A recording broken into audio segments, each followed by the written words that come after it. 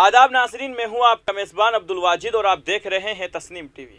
नाजरीन, यौम आज़ादी के मौके पर बिल्किस बानो के मुजरिमों की रिहाई कर दी गई, जिसको लेकर मुल्क में जगह जगह एहतिजाज किया जा रहा है। कल जयपुर में अल्बर्ट हॉल के सामने एहतिजाज किया गया, जहां हिंदू मुस्लिम एकता की मिसाल पेश की गई।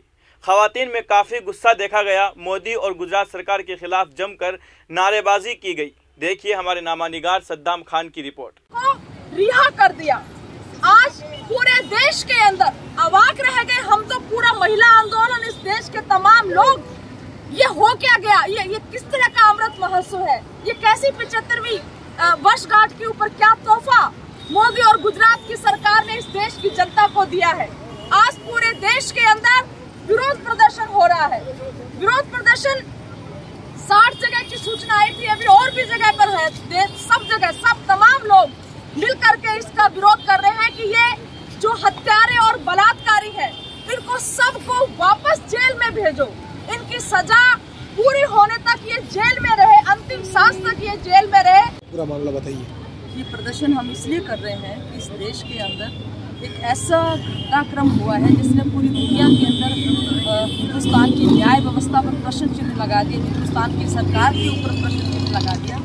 बिल्किस बानो, जिसके साथ जो गर्भवती थी, जिसके साथ बलात्कार हुआ 2002 के अंदर, और जिसके खुद की 3 साल की बेटी उसके सामने उसकी हत्या कर दी, उसके परिवार के और 14 लोगों की हत्या कर दी।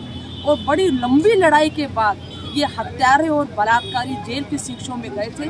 एक लंबा संघर्ष करना पड़ा बिल्किस बानो को, और अन्य लोगों ने सपोर्ट किया। शर्म की बात है, बहुत बेहद शर्म की बात है कि आज़ादी के 75वीं वर्षगांठ पर 15 अगस्त के दिन, जब देश पूरा अमृत महोत्सव मनाने में डूबा हुआ था, और ऐसे हत्यारे और बलात्कारियों को गुजरात सरकार ने रिहा कर दिया। रिहा उन लोगों को किया जाता है जो बिल्कुल असाध्य बीमारी से ग्रसित हो, या मौत के मुंह में हो, या बीमार हो। लेकिन हत्यारे और बलात्कारियों को रिहा करने का ये कहाँ का न्याय है? ये न्याय नहीं है, सरासर अन्याय है। और ये इसलिए किया है कि भाजपा को आने वाले समय में जो चुनाव हो रहा है, उस चुनावी लाभ लेने के लिए उसने किया। और खाली छोड़ करके वो अपने घरों में मुंह छुपा के बैठे नहीं, मिठाई बांटी जा रही है, माला पहनाई जा रही है। ऐसे बेशर्म हालात जो इस देश में हुए, उसके विरोध में हम खड़े हैं। और हमें एक आशा की किरण नजर आ रही है कि हमारे कुछ साथियों ने सुप्रीम कोर्ट में एक रिट याचिका दायर की है कि इन अपराधियों को वापस जेल की शिक्षों में आजीवन कारावास की इनको मिलना चाहिए। जिनको रिहा किया वो जेल में जाएं, और हम उस न्याय, सुप्रीम कोर्ट पर हम न्याय की उम्मीद कर रहे हैं। हम उम्मीद कर रहे हैं न्याय मिलेगा।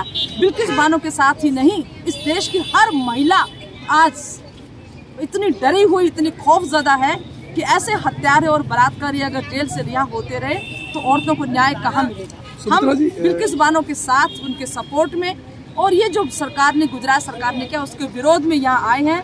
अपराधी, हत्यारे, बलात्कारी वापस जेल में जाएं, ये मांग को लेकर। सुमित्रा जी, देखा जाए तो राजस्थान में भी लगातार जो बलात्कार है, महिलाओं का आंकड़ों में काफ़ी ज़्यादा इजाफा हो रहा है। हर रोज़ कहीं ना कहीं, अभी हाल ही में जयपुर के हसनपुरा इलाके की बात की जाए तो महिला के साथ कुछ टैक्सी चालकों ने गैंग रेप कर दिया। राजस्थान सरकार से आप क्या कुछ मांग करेंगे, क्योंकि राजस्थान की भी आप रहने वाली है, काफ़ी एक्टिव नेता के तौर पर? देखिए, इस देश के अंदर और राजस्थान अलग नहीं है। निश्चित रूप से राजस्थान के अंदर महिलाओं पर अपराध बढ़ रहे हैं, दलितों पर भी अपराध बढ़ रहे हैं। राजस्थान सरकार से हम यही कहना चाहते हैं कि अपराधों को रोकने में सरकार की बहुत बड़ी भूमिका होती है, और लगातार एक अभियान चलाना पड़ता है, सुस्त नहीं बैठना पड़ता। जब अपराध बढ़ रहे हैं, इसका मतलब है कि आपका गृह विभाग जो है वो सो रहा है, वो सुस्त है। हम राजस्थान के मुख्यमंत्री से ये कहना चाहते हैं कि जो जुल्म यहाँ पर हो रहे हैं महिलाओं के साथ और बच्चों के साथ, जो आए दिन बलात्कार की घटनाएं बढ़ रही हैं, आप होने के बाद आप क्या करते हैं क्या नहीं, वो एक अलग बात है। ये अपराध ना होने पाए, ये अपराध रुके, ये खत्म हो, ये आपकी जिम्मेदारी है मुख्यमंत्री होने के नाते, और गृह विभाग भी आपका होने के नाते ये आपकी जिम्मेदारी। इन पर रोक लगाएं, ये हम उनसे मांग करते हैं। आपका पूरा नाम बता दीजिए। मेरा नाम है सुमित्रा चोपड़ा, मैं अखिल भारतीय जनवादी महिला समिति से जुड़ी हूँ।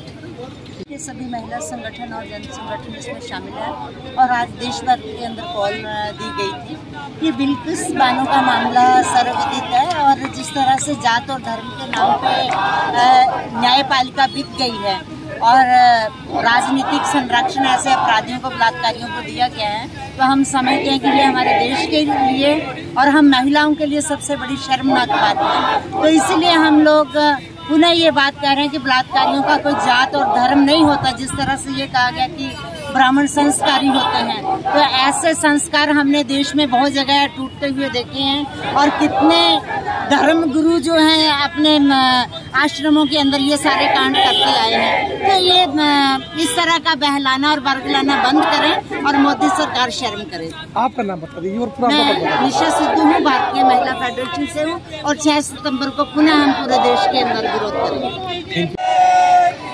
न्याय के लिए लड़ेंगे।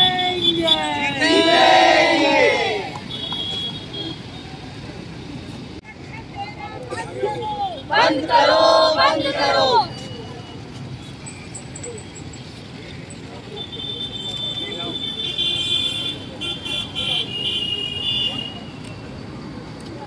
साथियों, अब माइक तो हमेशा की तरह हम भूल के आ गए हैं। आज हम सब यहाँ इकट्ठा हुए हैं अपना विरोध और गुस्सा प्रकट करने के लिए।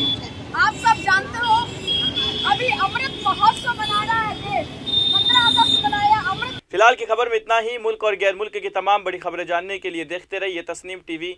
आपके मेजबान अब्दुल वाजिद के साथ। अल्लाह हाफिज।